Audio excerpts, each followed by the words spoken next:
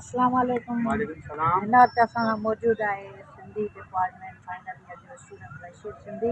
हलूं था हुन तरफ़ ऐं हिन खां पुछा कंदासीं त तव्हां एंट्री टेस्ट जे लाइ जेको हीअ पिंडाल सॼाया शाहदौलत यूनिवर्सिटी इंतिज़ामिया, तव्हां इनखे कीअं पिया ॾिसो ऐं जेके छंछरु वारे ॾींहुं 6000 स्टूडेंट हिते अपीयर थींदा ऐं उहे एंट्री टेस्ट हिते पंहिंजी ॾियणु अचनि पिया, सिंध जे हिन मुस्तक़बिल जे महिमारनि खे तव्हां छा पैगाम ॾींदव?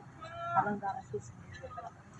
ही एंट्री टेस्ट जे लाइ जेका 17 तारीख़ ते थियणु वञे पई, असां सम्झूं था त ग़रीब जेको शागिर्दु आहे, ख़ासि करे उत्तरी इलाइक़े जो, उत्तर सिंध जो ग़रीब शागिर्दु आहे, जंहिंमें 70 डिवीज़न अची वञे थी ऐं हेॾां मशहूरु फिरोज़ मोरे खां वठी कंडियारे ताईं जेके बि लॻापियल अची वञनि था।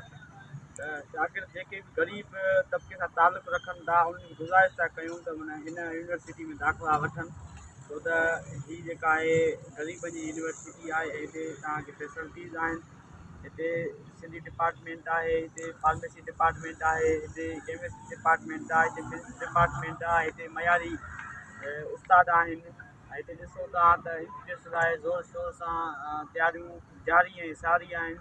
हिते हॉस्टल्स आहिनि, जेके परे परे जा शागिर्द आहिनि हॉस्टलुनि ते स्टे करे सघनि था, तरसी सघनि था।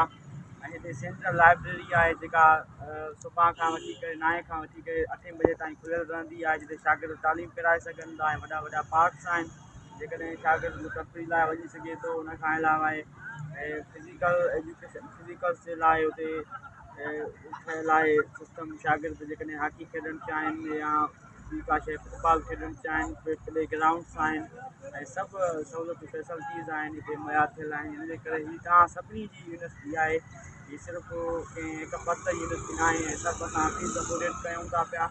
इन लाइ शागिर्दनि जी गुज़ारिश आहे त पाण अचो, हिते पढ़ो, तालीम पिरायो ऐं 4 सालनि जे अंदरि पंहिंजो मेमार, पंहिंजो मुस्तक़बिल ठाहियो, त जीअं सिंध खे हिननि ॾुखियनि हालतुनि मां, मुश्किलातुनि मां कढी सघे।